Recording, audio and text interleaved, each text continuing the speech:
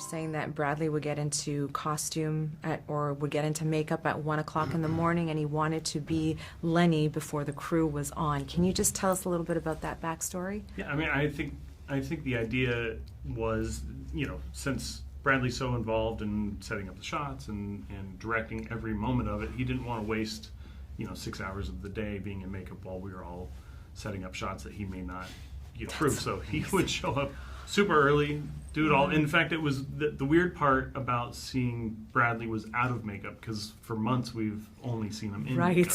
All of a sudden he would take it off and realize that. But the rest of the time it really felt like it was Lenny. I forgot that I was watching Bradley Cooper. I really did. Of course, it goes without saying, Bradley's very dedicated to the project. And so he was willing to put in hours and hours of fitting time to really work on it and to make sure that we were doing every beat properly and making the most of every costume. I like to think of it as though he was conducting his team of filmmakers.